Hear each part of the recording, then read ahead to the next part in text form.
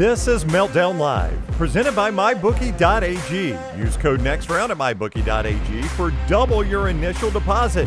You sign on to make a deposit, they double it with code NEXTROUND at MyBookie.ag. Bet anything, anytime, anywhere. MyBookie.ag. This is Meltdown Live, and we are here with you on this Tuesday edition of the show with you daily live, 2 o'clock Central, 3 o'clock Eastern. I am Tim Melton. You know the drill. We are broadcasting here live in the Culver studio. We're absolutely thrilled to have you on board for this pop culture campfire that we call Meltdown Live. Joining me here in the Culver studio, the one and only E.G. E.G., how are you? I'm good. How are you? Doing excellent. Last night was a little bit of a wake-up call for us. Yeah, it There's was. there's a new force in the poker community, Plague, if you will. and he owned both of us. He eliminated me. He eliminated you. Yeah. That is Hunter Bussey. Give credit where credit is due. Word on the street is he's a little worried that he may lose our friendship because of how much pain he inflicted on us last night. Wow. I know. I just want to let Hunter know Not that the case. you did not lose our friendship. You never had it in the first place. Amen. Okay? So I don't even know how we ended up around the same table as you, bud. Agreed. But, we haven't shed a tear one bit, but you'll be shedding tears if you keep eliminating us. I'll promise you that. Okay. Yeah, I think I got my point across. I think so. No, I hope he's having a good time. He's probably looking at this in shock and awe. No, literally. He's probably, hopefully he's on cloud nine. He may be. He cashed last night. He did. So, anyway, it was a rough run out, especially for EG. She got the worst of it. Yeah. 2 weeks in a row. Yeah. And it's just, I'm like, how many more times can it happen? Keeps happening to him. It does. So I'll give a Please lay of the do. land here. Please do. Okay. You make it to the turn in a hand. You're holding ace nine. You have two pair. Yeah. Aces and nines. Yeah. You have two pair in your hand. Top Hunter. pair too, mind you. Yes, that is correct. Hunter has top pair with an ace. He has a 10 kicker. You have a 9. But you've paired your 9, so you're good there. Percentages are way on your side. Feel great. You get it all in. Hunter calls. River card comes out. It's a 10 on the river. Only thing I need to avoid. That's the only thing that would have straight up lost you the hand was a 10. Yeah. The We board could have chopped. paired, and it could have been a chop. Yeah. Actually, the board could have paired, and it would have Oh. given him the win too with the 10 kicker. Now that I think of it, but yeah, you were in a lot of. Yeah. You had not many things you had to fade, and It got you, and that is Lady poker. Luck. Lady That is Luck Lady is Luck. not on my side 2 weeks in a row now. So you've had to digest that one, but live and learn. That's the poker high, the poker lows. It can swing dramatically. It can, and there was a lot of luck going in Hunter's favor. I heard that pocket aces went down to pocket fours. Yeah, so pocket fours that's Hunter's new hand. Pocket fours. He ended up beating pocket jacks and pocket aces with those things, and he has made those cards synonymous with his name and his legacy. Yeah. So congratulations to Hunter there finishing in the top 4, and congratulations to our good buddy John Saber getting back there on the leaderboard and taking that top spot last night. We appreciate him being a figure here in the chat as well. We appreciate all of you being here, even Hunter and Jay and Charles. Looking forward to Smuff joining us. Got a great show planned for you today, including Tyler Lionel Johns, who's part of the panel. Tyler, how you doing on this Tuesday, my friend? Bit sleep deprived, but I'm here. Little loopy from Yeah. the lack of sleep, but I'm gonna do my best. Should be a lot of fun. One person that always looks kind of loopy is sort of the birthday boy in Jack Nicholson today. Oh yeah, he does look loopy. I'm telling you, he's got a range to him. Am I being over dramatic by saying he's a top 5 actor of all time? I don't think I am. I don't think you are at all. I would really do have him on my Mount Rushmore. I wouldn't even call it top 5. Top 4. Okay. I mean, I really do think he's a tremendous performer with such a range and such an undeniable energy when he's on screen. And if you just look at some of his most monumental performances, you could go so many different genres, so many different routes. I'm going to start with 2 movies that I know you adore. One is The Shining, Yes. where he plays Jack Torrance, and iconic performance. I think when we talk about best on-screen performances of all time, That one right there needs to be in the conversation. It's in the conversation, absolutely. It's the only way that movie works is if he throws a heater, and he absolutely does. Oh, absolutely. You can't have the meticulous nature of Kubrick's filmmaking and him going to the lengths that he did to create his version of The Shining, so whether it's just production design, cinematography, whatever, and then you have a weak Jack Torrance performance. Every performance in that film needs to be out of the park strong, or otherwise something just clearly looks off and there's a clear mismatch in talent. Yeah. But Jack Nicholson gives one of the greatest performances in film, and it matches with In that one of the movie, greatest filmmakers. he has sort of the tricky dual thing where he has to get the audience to root for him early in the movie. Hmm. And then he has to get the audience to root against him in the second half of the movie. And it's just like very fascinating duality there while not losing his humanity along the way. But, anyway, The Shining is a movie that when I watch it, I go down a rabbit hole of like 900 different elements of that movie. It's a very deep, layered film. Another movie you love with Jack Nicholson. You know where I'm going here? I mean, you No. love this movie, What movie? The Departed. Oh yeah, yeah. I should have seen that coming. Well, I just was, I was just wondering there, but I love when he mimics a rat in that movie too. Oh yeah, It's pretty good. I love the when they find the body, and the news crew's talking about it, and you hear it on the TV, and then Jack Nicholson is like, "When I tell you to dump a body in the marsh, you dump the body in the marsh." Yeah, I love that part. that is a very underrated part for sure. Don't laugh. This ain't reality TV. You know, I mean, I'm glad we got that performance because it was later in his career.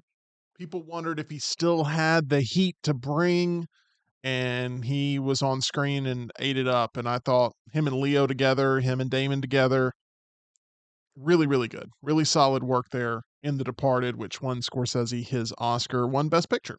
So, The Departed. Now, for me personally, my favorite Jack Nicholson performance of all time will always be him as the Joker in Batman 1989. I think he's the best Joker ever.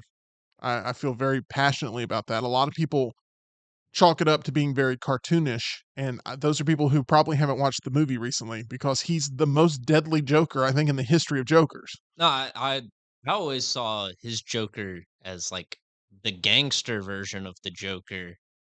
Like, it's funny that you say people call it cartoonish because I always saw like Jack Nicholson as just a more traditional gangster, and then Heath Ledger is just like anarchist. Right.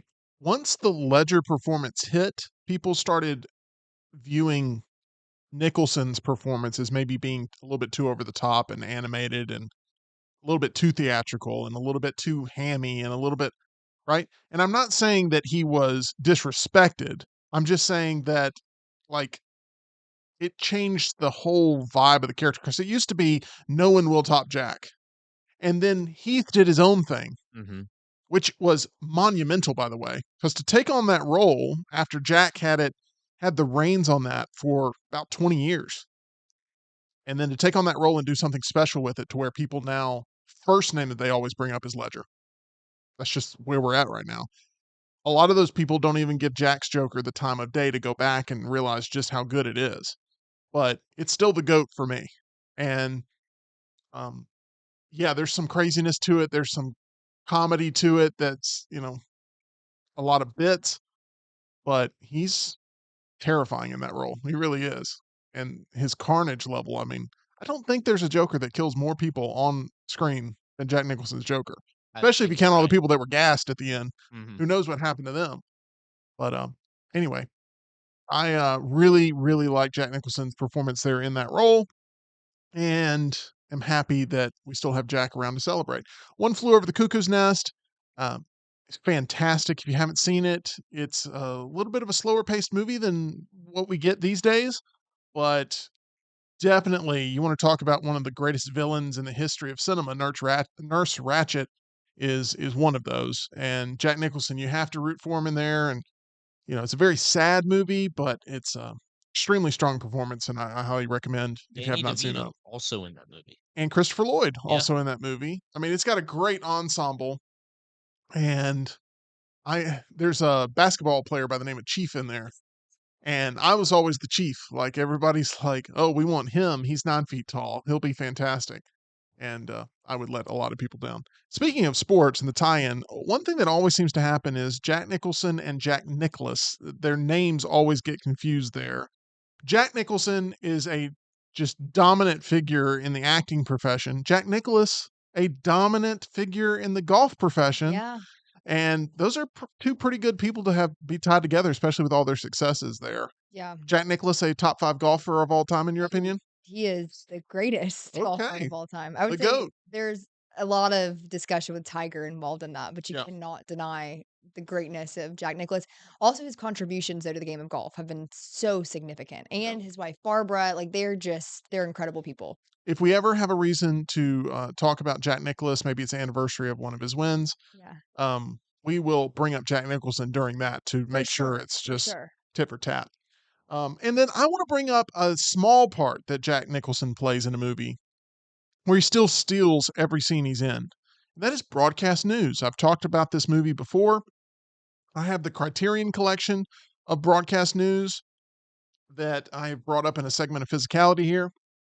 And I think he was unpaid for his work in that movie, even uncredited potentially. I don't know for sure. I can't remember if he's uncredited. I think he may be. But he steals every scene he's in. And they're doing massive layoffs there at this news organization. And one of the executives says, you could end up taking 10% off your salary and save all these people's jobs. And he just sort of gives this look like, yeah, that's not an option. But he's not necessarily a bad guy in the movie. He's the star, he's the network star, but he definitely steals every scene he's in. So let us know in the chat or in the comment section what you believe is the best Jack Nicholson performance of all time. There's so many we haven't mentioned. So we're kind of leaving that up to you guys to sort of fill in exactly what you would go with. We do have Jody in the chat that gives 5 Nicholson performances. Number 5, The Departed. Number 4, As Good as It Gets. Number 3, Chinatown. Number 2, The Shining. Number 1, One Flew Over the Cuckoo's Nest. Yeah, let us know exactly what it is that stands out to you.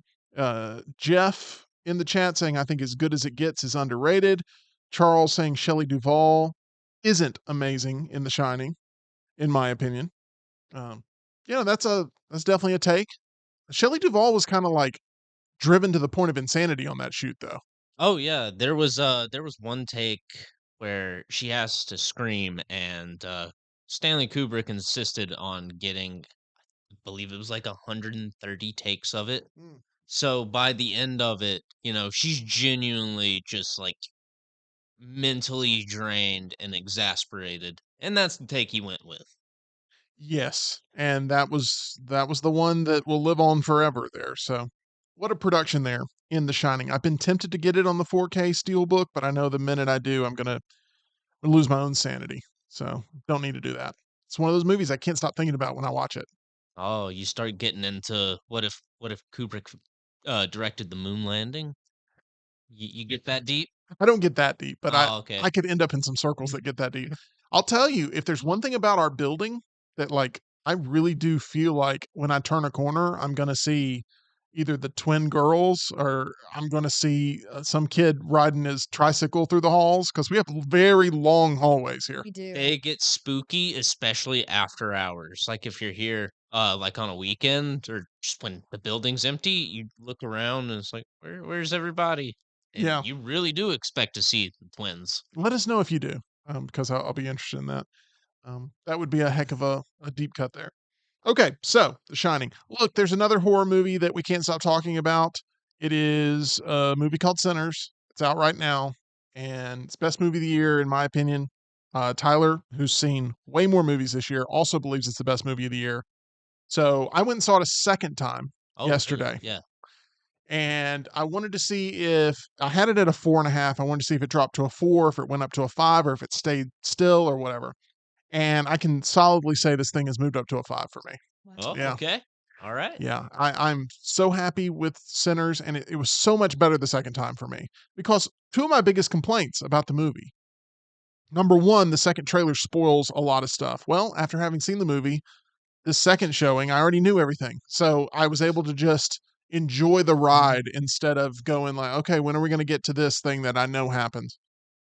So that wasn't as big of an issue, and it will continue to not be an issue as we move forward. So I really do hate that Warner Brothers marketing ended up spoiling that first viewing, but now that I know everything, I'm able to really just enjoy it for what it is.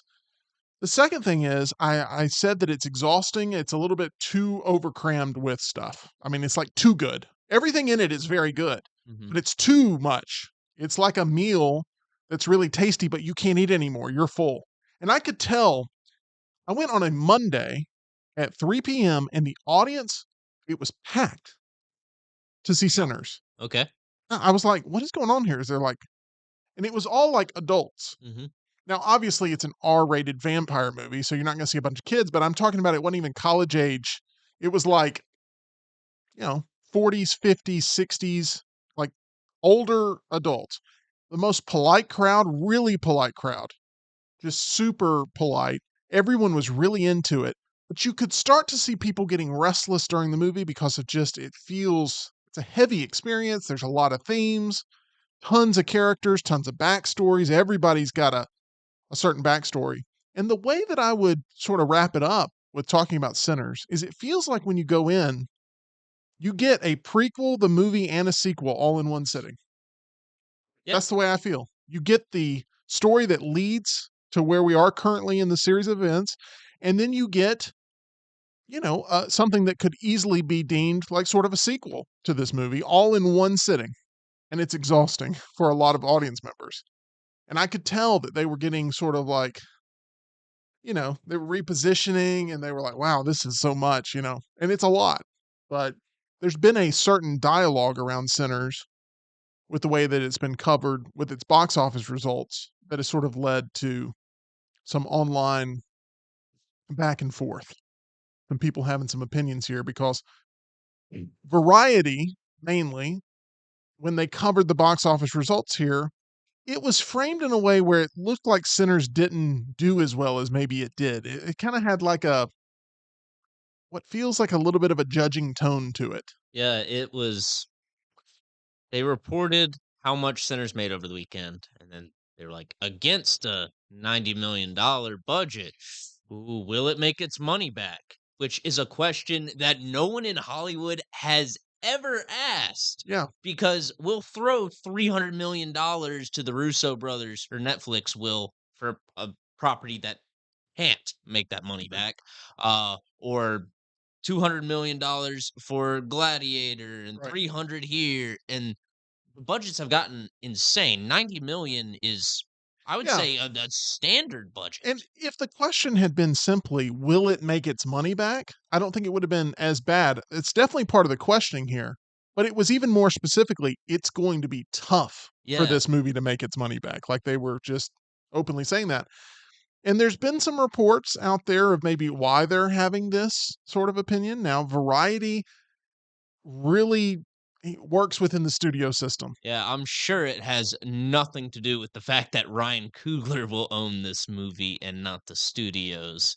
I'm sure it has nothing to do with it, and Variety's just very concerned if the studio will turn a profit. In 25 years, Ryan Coogler gets full rights to Sinners. Warner Brothers currently has the rights to it. They're basically leasing it for 25 years. Mhm. And in 25 years, Coogler gets Sinners back. And I look forward to watching, hopefully, fingers crossed, the anniversary Yeah. of this film.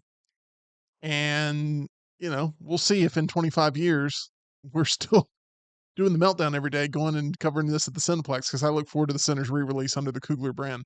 But this is going to be a story that has a lot of layers to it because Ryan Coogler got that sweetheart deal from Warner Brothers, where he not only got full rights to the movie after 25 years, but he also got early percentage dollars on the box office take. So he got a really, really good deal. There was a bidding war for this movie.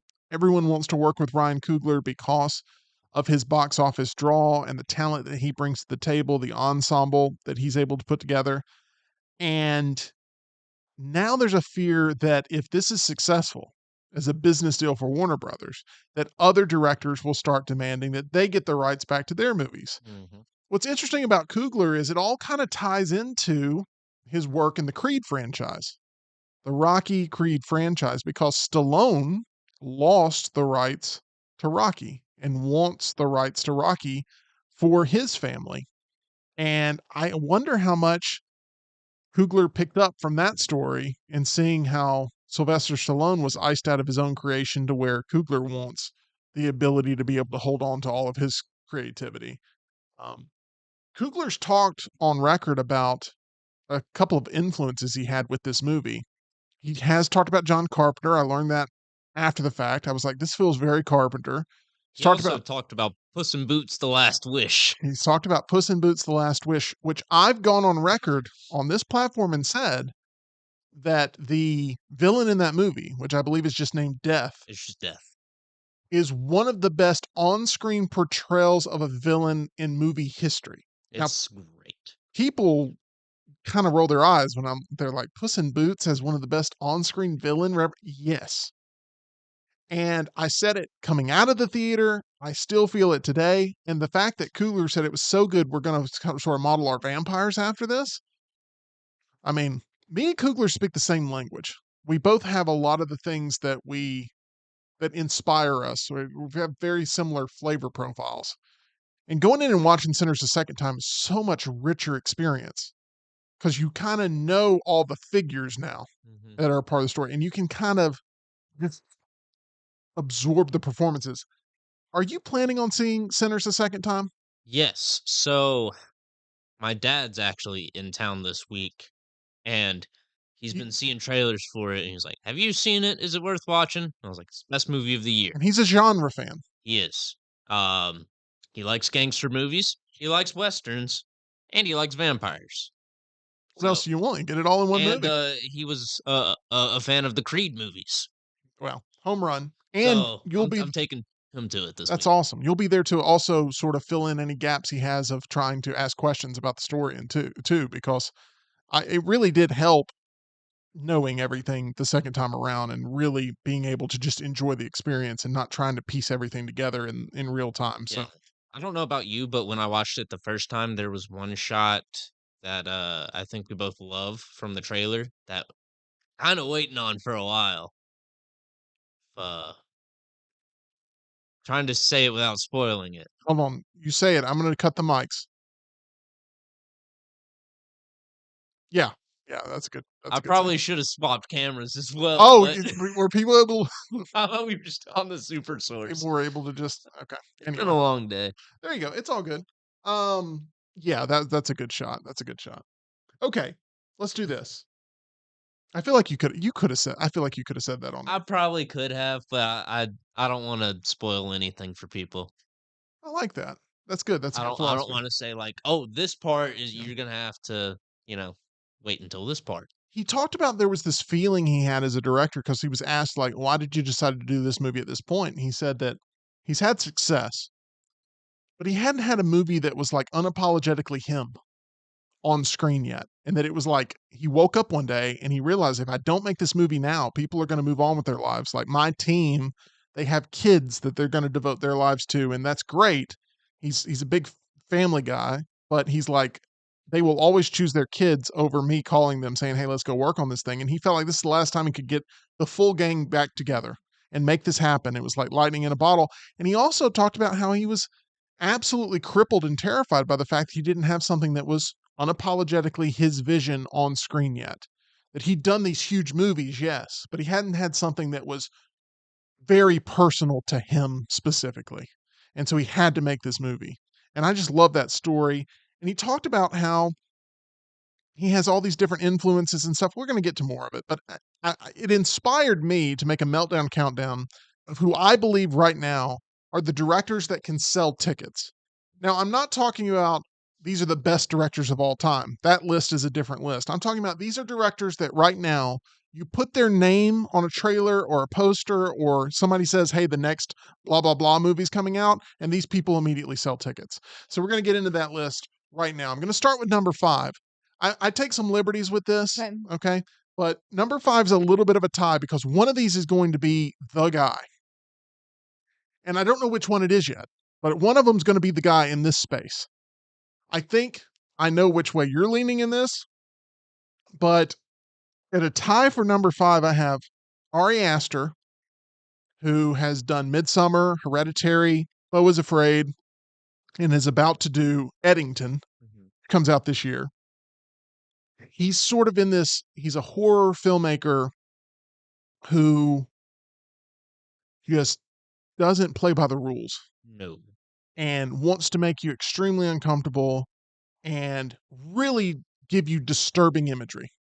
Yes. That's his main thing. I can't reference it enough, but the guy started off with Strange Things About the Johnsons. It's available on YouTube. It's a 20-minute short. That was what he made for his film class. And there's something to that. People will pay to be uncomfortable in a controlled environment. And there's something to that. People will pay to be uncomfortable in a controlled environment. And he does that. He delivers that every single time. Whether or not you like Beau is Afraid, which I did not, it makes you extremely uncomfortable in a way that We're going to have to kill the stream. I don't know what happened. Oh, well, hang on. Says our speed's good again. okay. Hang on.